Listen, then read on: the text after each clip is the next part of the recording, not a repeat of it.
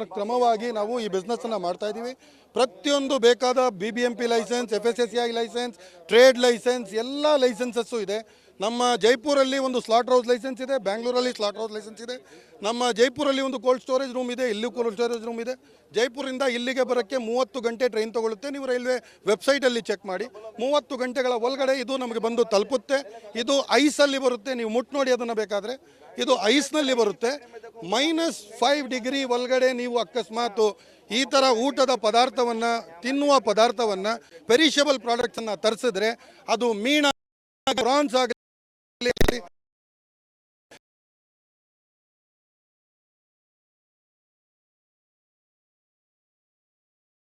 ಇದು ಬೆಂಗಳೂರು ನಗರ ತುಂಬ ಬೆಳೆದಿದೆ. ಇವತ್ತು ನಮ್ಮ ಹತ್ರ ಬೆಂಗಳೂರು ನಗರದಲ್ಲಿರೋದು ಬರೀ 2 ಸ್ಲಾಟರ್ ಹೌಸ್ಗಳು.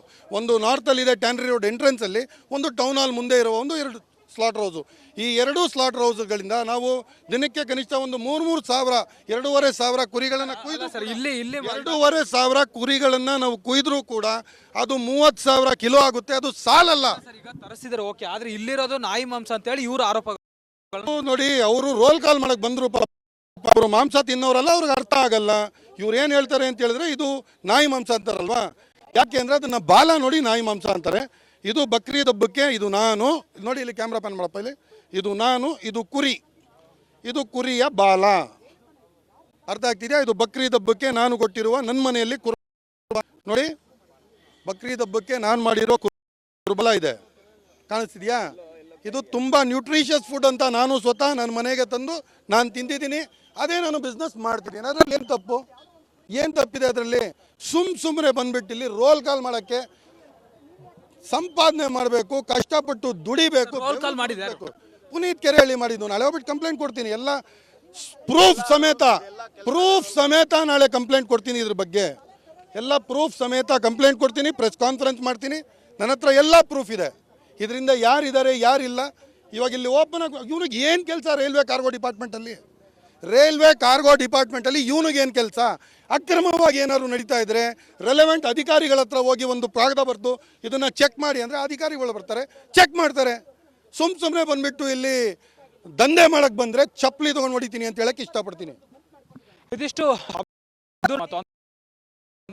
ನಿಯಮ ಅನುಸಾರವೇ ಈ ಒಂದು ಬಿಸ್ನೆಸ್ ಅನ್ನ ಮಾಡ್ತಾರೆ. ಆದ್ರೆ ದುಡ್ಡಿನಗೋಸ್ಕರ ಪುನೀತ್ ಕೆರೆಹಳ್ಳಿ ಅವರು ಈ ರೀತಿಯಾದಂತಹ ಒಂದು ಆರೋಪಗಳನ್ನ ಮಾಡ್ತಿದ್ದಾರೆ ಅಂತೇಳಿ ಅವರ ವಿರುದ್ಧ ಗಂಭೀರ ಆರೋಪಗಳನ್ನ ಮಾಡ್ತಿದ್ದಾರೆ. ಸದ್ಯಕ್ಕೆ ಒಂದು ವಿಚಾರ ಪೊಲೀಸ್ ಠಾಣೆ ಮೆಟ್ಲುವರೆಗೂ ಕೂಡ ಹೋಗ್ತಿದೆ.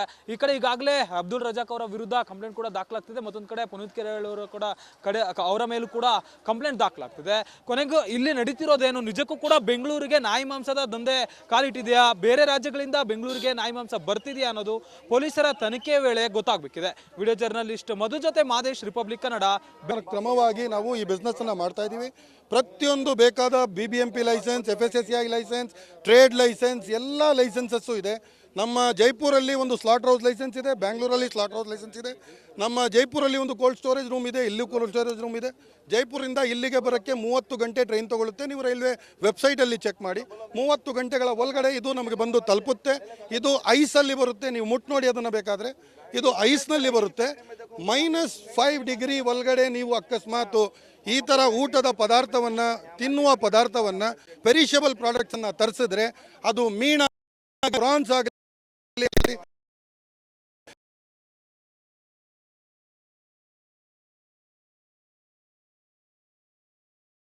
ಇದು ಬೆಂಗಳೂರು ನಗರ ತುಂಬ ಬೆಳೆದಿದೆ. ಇವತ್ತು ನಮ್ಮ ಹತ್ರ ಬೆಂಗಳೂರು ನಗರದಲ್ಲಿರೋದು ಬರೀ 2 ಸ್ಲಾಟರ್ ಹೌಸ್ಗಳು. ಒಂದು ನಾರ್ತಲ್ಲಿದೆ ಟ್ಯಾನ್ರಿ ರೋಡ್ ಎಂಟ್ರೆನ್ಸಲ್ಲಿ, ಒಂದು ಟೌನ್ ಹಾಲ್ ಮುಂದೆ ಇರುವ 2 ಸ್ಲಾಟರ್ ಹೌಸು. ಈ 2 ಸ್ಲಾಟರ್ ಹೌಸ್ಗಳಿಂದ ನಾವು ದಿನಕ್ಕೆ ಕನಿಷ್ಠ ಒಂದು 3,000 2,500 ಕುರಿಗಳನ್ನು ಕುಯ್ದು, 2,500 ಕುರಿಗಳನ್ನು ನಾವು ಕುಯ್ದ್ರೂ ಕೂಡ ಅದು 30,000 ಕಿಲೋ ಆಗುತ್ತೆ. ಅದು ಸಾಲಲ್ಲ. ತರಿಸಿದ್ರೆ ಓಕೆ, ಆದ್ರೆ ಇಲ್ಲಿರೋದು ನಾಯಿ ಮಾಂಸ ಅಂತ ಹೇಳಿ ಇವರು ಆರೋಪ ನೋಡಿ. ಅವರು ರೋಲ್ ಕಾಲ್ ಮಾಡಕ್ ಬಂದ್ರು, ಅವರು ಮಾಂಸ ತಿನ್ನೋರಲ್ಲ, ಅವ್ರಿಗೆ ಅರ್ಥ ಆಗಲ್ಲ. ಇವ್ರು ಏನು ಹೇಳ್ತಾರೆ ಅಂತ ಹೇಳಿದ್ರೆ ಇದು ನಾಯಿ ಮಾಂಸ ಅಂತಾರಲ್ವಾ. ಯಾಕೆ ಅಂದರೆ ಅದನ್ನ ಬಾಲ ನೋಡಿ ನಾಯಿ ಮಾಂಸ ಅಂತಾರೆ. ಇದು ಬಕ್ರೀದ್ ಹಬ್ಬಕ್ಕೆ, ಇದು ನಾನು ನೋಡಿ, ಇಲ್ಲಿ ಕ್ಯಾಮ್ರಾ ಪ್ಯಾನ್ ಮಾಡಪ್ಪ, ಇಲ್ಲಿ ಇದು ನಾನು, ಇದು ಕುರಿ, ಇದು ಕುರಿಯ ಬಾಲ. ಅರ್ಥ ಆಗ್ತಿದೆಯಾ? ಇದು ಬಕ್ರೀದ್ ಹಬ್ಬಕ್ಕೆ ನಾನು ಕೊಟ್ಟಿರುವ ನನ್ನ ಮನೆಯಲ್ಲಿ ನೋಡಿ, ಬಕ್ರೀದ್ ಹಬ್ಬಕ್ಕೆ ನಾನು ಮಾಡಿರೋ ಕುರುಬಲ ಇದೆ, ಕಾಣಿಸ್ತಿದೆಯಾ?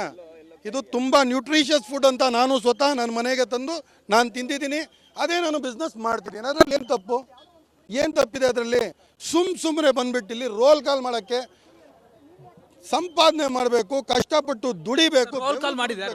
ಪುನೀತ್ ಕೆರೆಹಳ್ಳಿ ಮಾಡಿದ್ದು. ನಾಳೆ ಹೋಗ್ಬಿಟ್ಟು ಕಂಪ್ಲೇಂಟ್ ಕೊಡ್ತೀನಿ, ಎಲ್ಲ ಪ್ರೂಫ್ ಸಮೇತ ನಾಳೆ ಕಂಪ್ಲೇಂಟ್ ಕೊಡ್ತೀನಿ. ಇದ್ರ ಬಗ್ಗೆ ಎಲ್ಲ ಪ್ರೂಫ್ ಸಮೇತ ಕಂಪ್ಲೇಂಟ್ ಕೊಡ್ತೀನಿ, ಪ್ರೆಸ್ ಕಾನ್ಫರೆನ್ಸ್ ಮಾಡ್ತೀನಿ. ನನ್ನ ಹತ್ರ ಎಲ್ಲ ಪ್ರೂಫ್ ಇದೆ. ಇದರಿಂದ ಯಾರಿದ್ದಾರೆ ಯಾರಿಲ್ಲ. ಇವಾಗ ಇಲ್ಲಿ ಓಪನ್ ಆಗಿ ಇವ್ನಿಗೆ ಏನು ಕೆಲಸ? ರೈಲ್ವೆ ಕಾರ್ಗೋ ಡಿಪಾರ್ಟ್ಮೆಂಟಲ್ಲಿ ಇವ್ನಿಗೆ ಏನು ಕೆಲಸ? ಅಕ್ರಮವಾಗಿ ಏನಾದ್ರು ನಡೀತಾ ಇದ್ರೆ ರೆಲೆವೆಂಟ್ ಅಧಿಕಾರಿಗಳ ಹತ್ರ ಹೋಗಿ ಒಂದು ಕಾಗದ ಬರೆದು ಇದನ್ನು ಚೆಕ್ ಮಾಡಿ ಅಂದರೆ ಅಧಿಕಾರಿಗಳು ಬರ್ತಾರೆ, ಚೆಕ್ ಮಾಡ್ತಾರೆ. ಸುಮ್ಮನೆ ಬಂದ್ಬಿಟ್ಟು ಇಲ್ಲಿ ದಂಧೆ ಮಾಡಕ್ಕೆ ಬಂದರೆ ಚಪ್ಪಲಿ ತೊಗೊಂಡು ಹೊಡಿತೀನಿ ಅಂತ ಹೇಳಕ್ಕೆ ಇಷ್ಟಪಡ್ತೀನಿ. ಇದಿಷ್ಟು ನಿಯಮ ಅನುಸಾರವೇ ಈ ಒಂದು ಬಿಸ್ನೆಸ್ ಅನ್ನ ಮಾಡ್ತಾರೆ. ಆದ್ರೆ ದುಡ್ಡಿನಗೋಸ್ಕರ ಪುನೀತ್ ಕೆರೆಹಳ್ಳಿ ಅವರು ಈ ರೀತಿಯಾದಂತಹ ಒಂದು ಆರೋಪಗಳನ್ನ ಮಾಡ್ತಿದ್ದಾರೆ ಅಂತೇಳಿ ಅವರ ವಿರುದ್ಧ ಗಂಭೀರ ಆರೋಪಗಳನ್ನ ಮಾಡ್ತಿದ್ದಾರೆ. ಸದ್ಯಕ್ಕೆ ಒಂದು ವಿಚಾರ ಪೊಲೀಸ್ ಠಾಣೆ ಮೆಟ್ಲುವರೆಗೂ ಕೂಡ ಹೋಗ್ತಿದೆ. ಈ ಕಡೆ ಈಗಾಗಲೇ ಅಬ್ದುಲ್ ರಜಾಕ್ ಅವರ ವಿರುದ್ಧ ಕಂಪ್ಲೇಂಟ್ ಕೂಡ ದಾಖಲಾಗ್ತಿದೆ. ಮತ್ತೊಂದು ಕಡೆ ಪುನೀತ್ ಕೆರೆಹಳ್ಳಿ ಅವರು ಕೂಡ ಅವರ ಮೇಲೂ ಕೂಡ ಕಂಪ್ಲೇಂಟ್ ದಾಖಲಾಗ್ತಿದೆ. ಕೊನೆಗೂ ಇಲ್ಲಿ ನಡೀತಿರೋದೇನು? ನಿಜಕ್ಕೂ ಕೂಡ ಬೆಂಗಳೂರಿಗೆ ನಾಯಿ ಮಾಂಸದ ದಂಧೆ ಕಾಲಿಟ್ಟಿದೆಯಾ? ಬೇರೆ ರಾಜ್ಯಗಳಿಂದ ಬೆಂಗಳೂರಿಗೆ ನಾಯಿ ಮಾಂಸ ಬರ್ತಿದೆಯಾ ಅನ್ನೋದು ಪೊಲೀಸರ ತನಿಖೆ ವೇಳೆ ಗೊತ್ತಾಗಬೇಕಿದೆ. ವಿಡಿಯೋ ಜರ್ನಲಿಸ್ಟ್ ಮಧು ಜೊತೆ ಮಾದೇಶ್, ರಿಪಬ್ಲಿಕ್ ಕನ್ನಡ, ಬೆಂಗಳೂರು. ಕ್ರಮವಾಗಿ ನಾವು ಈ ಬಿಸ್ನೆಸ್ ಅನ್ನ ಮಾಡ್ತಾ ಇದ್ದೀವಿ. ಪ್ರತಿಯೊಂದು ಬೇಕಾದ BBMP licence, FSSAI licence, trade licence, ಎಲ್ಲ ಲೈಸೆನ್ಸಸ್ಸು ಇದೆ. ನಮ್ಮ ಜೈಪುರಲ್ಲಿ ಒಂದು ಸ್ಲಾಟರ್ ಹೌಸ್ ಲೈಸೆನ್ಸ್ ಇದೆ, ಬ್ಯಾಂಗ್ಳೂರಲ್ಲಿ ಸ್ಲಾಟರ್ ಹೌಸ್ ಲೈಸೆನ್ಸ್ ಇದೆ. ನಮ್ಮ ಜೈಪುರಲ್ಲಿ ಒಂದು ಕೋಲ್ಡ್ ಸ್ಟೋರೇಜ್ ರೂಮ್ ಇದೆ, ಇಲ್ಲೂ ಕೋಲ್ಡ್ ಸ್ಟೋರೇಜ್ ರೂಮ್ ಇದೆ. ಜೈಪುರಿಂದ ಇಲ್ಲಿಗೆ ಬರೋಕ್ಕೆ 30 ಗಂಟೆ ಟ್ರೈನ್ ತಗೊಳುತ್ತೆ. ನೀವು ರೈಲ್ವೆ ವೆಬ್ಸೈಟಲ್ಲಿ ಚೆಕ್ ಮಾಡಿ. 30 ಗಂಟೆಗಳ ಒಳಗಡೆ ಇದು ನಮಗೆ ಬಂದು ತಲುಪುತ್ತೆ. ಇದು ಐಸಲ್ಲಿ ಬರುತ್ತೆ, ನೀವು ಮುಟ್ಟು ನೋಡಿ ಅದನ್ನು ಬೇಕಾದರೆ. ಇದು ಐಸ್ನಲ್ಲಿ ಬರುತ್ತೆ. -5 ಡಿಗ್ರಿ ಒಳಗಡೆ ನೀವು ಅಕಸ್ಮಾತ್ ಈ ಥರ ಊಟದ ಪದಾರ್ಥವನ್ನು, ತಿನ್ನುವ ಪದಾರ್ಥವನ್ನು, ಪೆರಿಷಬಲ್ ಪ್ರಾಡಕ್ಟ್ಸನ್ನು ತರಿಸಿದ್ರೆ ಅದು ಮೀನ, ಪ್ರಾನ್ಸ್ ಆಗಲಿ,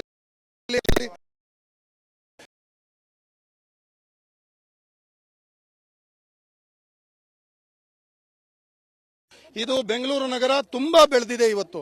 ನಮ್ಮ ಹತ್ರ ಬೆಂಗಳೂರು ನಗರದಲ್ಲಿರೋದು ಬರೀ 2 ಸ್ಲಾಟರ್ ಹೌಸ್ಗಳು. ಒಂದು ನಾರ್ತಲ್ಲಿದೆ ಟ್ಯಾನ್ರಿ ರೋಡ್ ಎಂಟ್ರೆನ್ಸಲ್ಲಿ, ಒಂದು ಟೌನ್ ಹಾಲ್ ಮುಂದೆ ಇರುವ 2 ಸ್ಲಾಟರ್ ಹೌಸು.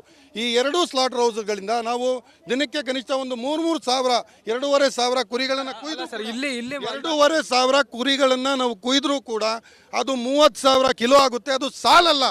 ತರಿಸಿದ್ರೆ ಓಕೆ, ಆದ್ರೆ ಇಲ್ಲಿರೋದು ನಾಯಿ ಮಾಂಸ ಅಂತ ಹೇಳಿ ಇವರು ಆರೋಪಗಳು ನೋಡಿ. ಅವರು ರೋಲ್ ಕಾಲ್ ಮಾಡಕ್ ಬಂದ್ರು, ಅವರು ಮಾಂಸ ತಿನ್ನೋರಲ್ಲ, ಅವ್ರಿಗೆ ಅರ್ಥ ಆಗಲ್ಲ. ಇವ್ರು ಏನು ಹೇಳ್ತಾರೆ ಅಂತ ಹೇಳಿದ್ರೆ ಇದು ನಾಯಿ ಮಾಂಸ ಅಂತಾರಲ್ವಾ. ಯಾಕೆ ಅಂದರೆ ಅದನ್ನ ಬಾಲ ನೋಡಿ ನಾಯಿ ಮಾಂಸ ಅಂತಾರೆ. ಇದು ಬಕ್ರೀದ್ ಹಬ್ಬಕ್ಕೆ, ಇದು ನಾನು ನೋಡಿ, ಇಲ್ಲಿ ಕ್ಯಾಮ್ರಾ ಪ್ಯಾನ್ ಮಾಡಪ್ಪ, ಇಲ್ಲಿ ಇದು ನಾನು, ಇದು ಕುರಿ, ಇದು ಕುರಿಯ ಬಾಲ. ಅರ್ಥ ಆಗ್ತಿದೆಯಾ? ಇದು ಬಕ್ರೀದ್ ಹಬ್ಬಕ್ಕೆ ನಾನು ಕೊಟ್ಟಿರುವ ನನ್ನ ಮನೆಯಲ್ಲಿ ನೋಡಿ, ಬಕ್ರೀದ್ ಹಬ್ಬಕ್ಕೆ ನಾನು ಮಾಡಿರೋ ಕುರುಬಲ ಇದೆ, ಕಾಣಿಸ್ತಿದ್ಯಾ? ಇದು ತುಂಬ ನ್ಯೂಟ್ರಿಷಿಯಸ್ ಫುಡ್ ಅಂತ ನಾನು ಸ್ವತಃ ನನ್ನ ಮನೆಗೆ ತಂದು ನಾನು ತಿಂದಿದ್ದೀನಿ.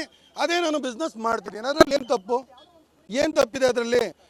ಸುಮ್ಮನೆ ಬಂದ್ಬಿಟ್ಟು ಇಲ್ಲಿ ರೋಲ್ ಕಾಲ್ ಮಾಡೋಕ್ಕೆ ಸಂಪಾದನೆ ಮಾಡಬೇಕು, ಕಷ್ಟಪಟ್ಟು ದುಡಿಬೇಕು. ಪುನೀತ್ ಕೆರೆಹಳ್ಳಿ ಮಾಡಿದ್ದು. ನಾಳೆ ಹೋಗ್ಬಿಟ್ಟು ಕಂಪ್ಲೇಂಟ್ ಕೊಡ್ತೀನಿ, ಎಲ್ಲ ಪ್ರೂಫ್ ಸಮೇತ ನಾಳೆ ಕಂಪ್ಲೇಂಟ್ ಕೊಡ್ತೀನಿ. ಇದ್ರ ಬಗ್ಗೆ ಎಲ್ಲ ಪ್ರೂಫ್ ಸಮೇತ ಕಂಪ್ಲೇಂಟ್ ಕೊಡ್ತೀನಿ, ಪ್ರೆಸ್ ಕಾನ್ಫರೆನ್ಸ್ ಮಾಡ್ತೀನಿ. ನನ್ನ ಹತ್ರ ಎಲ್ಲ ಪ್ರೂಫ್ ಇದೆ. ಇದರಿಂದ ಯಾರಿದ್ದಾರೆ ಯಾರಿಲ್ಲ. ಇವಾಗ ಇಲ್ಲಿ ಓಪನ್ ಆಗಿ ಇವ್ನಿಗೆ ಏನು ಕೆಲಸ? ರೈಲ್ವೆ ಕಾರ್ಗೋ ಡಿಪಾರ್ಟ್ಮೆಂಟಲ್ಲಿ ಇವ್ನಿಗೆ ಏನು ಕೆಲಸ? ಅಕ್ರಮವಾಗಿ ಏನಾದ್ರು ನಡೀತಾ ಇದ್ರೆ ರೆಲೆವೆಂಟ್ ಅಧಿಕಾರಿಗಳ ಹತ್ರ ಹೋಗಿ ಒಂದು ಕಾಗದ ಬರೆದು ಇದನ್ನು ಚೆಕ್ ಮಾಡಿ ಅಂದರೆ ಅಧಿಕಾರಿಗಳು ಬರ್ತಾರೆ, ಚೆಕ್ ಮಾಡ್ತಾರೆ.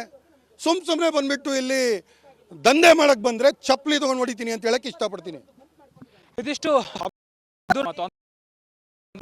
ನಿಯಮ ಅನುಸಾರವೇ ಈ ಒಂದು ಬಿಸ್ನೆಸ್ ಅನ್ನ ಮಾಡ್ತಾರೆ. ಆದ್ರೆ ದುಡ್ಡಿನಗೋಸ್ಕರ ಪುನೀತ್ ಕೆರೆಹಳ್ಳಿ ಅವರು ಈ ರೀತಿಯಾದಂತಹ ಒಂದು ಆರೋಪಗಳನ್ನ ಮಾಡ್ತಿದ್ದಾರೆ ಅಂತೇಳಿ ಅವರ ವಿರುದ್ಧ ಗಂಭೀರ ಆರೋಪಗಳನ್ನ ಮಾಡ್ತಿದ್ದಾರೆ. ಸದ್ಯಕ್ಕೆ ಒಂದು ವಿಚಾರ ಪೊಲೀಸ್ ಠಾಣೆ ಮೆಟ್ಲುವರೆಗೂ ಕೂಡ ಹೋಗ್ತಿದೆ. ಈ ಕಡೆ ಈಗಾಗಲೇ ಅಬ್ದುಲ್ ರಜಾಕ್ ಅವರ ವಿರುದ್ಧ ಕಂಪ್ಲೇಂಟ್ ಕೂಡ ದಾಖಲಾಗ್ತಿದೆ. ಮತ್ತೊಂದು ಕಡೆ ಪುನೀತ್ ಕೆರೆಹಳ್ಳಿ ಅವರು ಕೂಡ ಅವರ ಮೇಲೂ ಕೂಡ ಕಂಪ್ಲೇಂಟ್ ದಾಖಲಾಗ್ತಿದೆ.